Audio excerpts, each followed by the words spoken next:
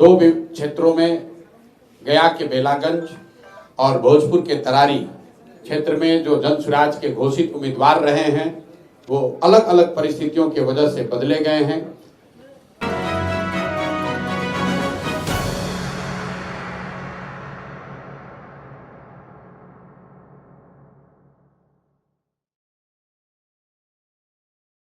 दो क्षेत्रों में, गया के बेलागंज और भोजपुर के तरारी क्षेत्र में जो जन स्वराज के घोषित उम्मीदवार रहे हैं वो अलग अलग परिस्थितियों की वजह से बदले गए हैं। भोजपुर के तरारी में, जैसा कि आप जानते हैं, lieutenant general vice chief of army Shri Krishna Singh की जगह अब किरण जी जन स्वराज की उम्मीदवार होंगी। उसी तरह बेलागंज में प्रोफेसर खिलाफत हुसैन की जगह अब अमजद साहब जन स्वराज के उम्मीदवार होंगे। मैं अपने तौर पर प्रोफेसर खिलाफत हुसैन का और जनरल साहब का तहे दिल से शुक्रिया अदा करता हूं कि इन्होंने वो रास्ता जन स्वराज को खोजने में, आगे बढ़ने में इन्होंने मदद करी है। हमें आपसे कुछ छुपाना नहीं है। बहुत लोग टीका टिप्पणी करेंगे, अरे भाई इन लोगों को तो पता नहीं था, जन स्वराज ने पहली शुरुआत की, उसी में इनको धक्का लग गया। वो ठीक बात है, हम लोग नए हैं, नया प्रयास है, उसमें एक दो स्टेप गलत हो सकता है, लेकिन हम लोग की ईमानदारी में, हमारे प्रयास की शुद्धता में कहीं कोई कमी नहीं दिखेगी। जिनको उम्मीदवार बनाया गया, अगर वो नहीं बन पा रहे हैं, वो भी आपके सामने बैठे हुए हैं। जो व्यवस्था है वो प्रो इनकम्बेंट है। जो पहले से स्थापित दल हैं उनके लिए चुनाव लड़ना आसान है, नए लोगों का आकर चुनाव लड़ना बहुत मुश्किल है। आप देखिए, जनरल साहब से बड़ा इसका कोई उदाहरण नहीं हो सकता है। ये करत के रहने वाले हैं, बिहार के सबसे काबिल बेटों में इनकी गणना होनी चाहिए। ये व्यक्ति बिहार का सियाचिन में सेना को लीड कर सकता है, देश में सेना को रिप्रेजेंट कर सकता है, लेकिन तरारी में चुनाव नहीं लड़ सकता है, अपने घर में चुनाव नहीं लड़ सकता है। क्यों? क्योंकि यहाँ के इलेक्टोरल रोल में, मतदाता सूची में इन्होंने अपना नाम दर्ज नहीं कराया है। तो भाई जो नौकरी में है, जहां पर वो नौकरी करता है, उसकी जिम्मेवार नागरिक होने के नाते ये जिम्मेवारी है कि वहां वोट दे।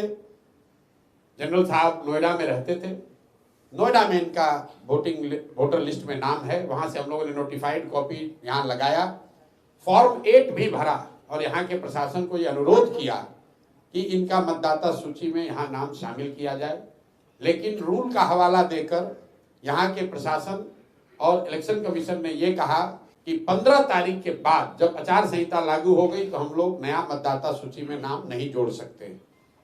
हम लोगों ने अपनी ओर से सारी कानूनी सलाह ली, जितने यहाँ कानूनविद हैं, यहाँ पर सुप्रीम कोर्ट में हर जगह बात की, कोई रास्ता नहीं मिला। तो हम लोगों ने जनरल साहब से अनुरोध किया। अब हमारे पास एक ही विकल्प जन स्वराज के पास था, या तो हम लोग इसको राजनीतिक मुद्दा बनाते, या फिर नेगेटिव सोच से हटकर एक पॉजिटिव प्रयास के लिए शुरुआत करें।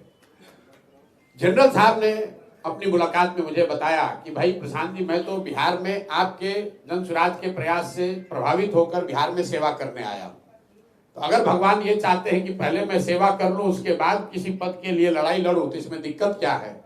और सब ने मिलकर ये फैसला किया कि किरण जी को यहाँ पर इनके सेवा, इनके क्षेत्र में किए गए प्रयास के आधार पर जन स्वराज का उम्मीदवार बनाया जाए। दूसरा जो क्षेत्र है बेलागंज का, ये भी नोटोरियस क्षेत्र है। आपको मालूम है बेलागंज की पहचान क्या है। वहां पर जन स्वराज के सभी साथियों ने जब बैठक करी, सब ने मिलकर अमजद भाई का नाम प्रपोज किया था। मैंने प्रेस कॉन्फ्रेंस में भी कहा था और वहां की सभा में भी इस बात की घोषणा की गई थी कि जन स्वराज की ओर से अमजद भाई उम्मीदवार रहेंगे। अमजद भाई ने खड़ा होकर कहा कि मेरी जगह पर प्रोफेसर खिलाफत हुसैन जी अगर चुनाव लड़े तो अच्छा है। अमजद भाई से मेरी जो बातचीत हुई, भाई आपको उम्मीदवारी मिल रही है, क्यों नहीं लड़ना चाहते हैं? मैं कैमरे पर खुलासा करना चाहता हूं, क्यों नहीं लड़ना चाहते, क्यों नहीं लड़ना चाहते थे? चुनाव लड़ना आसान नहीं है। सामान्य परिवार के बच्चों के लिए चुनाव लड़ना आसान बात नहीं है। अमजद साहब 2-3 चुनाव लड़ चुके हैं, वहां से लड़ने वाले में इनकी छवि है। साधारण परिवार के बच्चे हैं, इन्होंने मुझे व्यक्तिगत तौर पर कहा कि प्रशांत जी, चुनाव लड़ते लड़ते हम लोग फिनेंशियली टूट गए हैं, 7-8 महीने के लिए फिर चुनाव लड़े, फिर 25 में चुनाव होगा, इसलिए कोई दूसरे को ही लड़ाइए, क्योंकि कितनी बार हम लोग चुनाव लड़ेंगे। लेकिन उस और उनके भावना का सम्मान करते हुए उन्होंने प्रोफेसर खिलाफत हुसैन जी का नाम प्रपोज किया। इनकी बड़ी इज्जत है, ये राजनीति में आए हैं, खींच कर हम लाए हैं और इनको राजनीति में ही रखेंगे। अब इनको टीचर नहीं बनने देंगे, राजनीति में ये बने रहेंगे। जान छुड़ाकर भागना चाहते हैं, और ये सिर्फ खिलाफत हुसैन जी के लिए नहीं कह रहे हैं, जनरल साहब को भी हम वापस आर्मी में नहीं जाने देंगे। तो प्रोफेसर खिलाफत हुसैन और जनरल एसके सिंह कहीं नहीं जा रहे हैं, जन सुराज का हिस्सा बनकर मजबूती से बिहार को सुधारने के इस प्रयास में जुड़े रहेंगे। व्यवस्था इतनी प्रो इनकम्बेंट है कि भाजपा कैंडिडेट को सब लोग जानता है, उसका चुनाव चिन्ह सब जानता है, लेकिन जन सुराज के उम्मीदवारों को चिन्ह जो है चुनाव चिन्ह 28 को ही मिलेगा। लेकिन आप लिख कर रखिए, भले चुनाव चिन्ह हम लोग को 28 को मिलेगा, 12 दिन 14 दिन के अंदर, क्योंकि क्षेत्र की जनता देख रही है जन सुराज का उम्मीदवार कौन होता है। उसको जो जिन दलों को सालों लगे हैं अपना चुनाव चिन्ह घर घर पहुंचाने में, जन सुराज का चुनाव चिन्ह 15 दिन में पहुंचेगा। और आप 13 तारीख को देखिएगा कि जनता कैसे वोट करती है।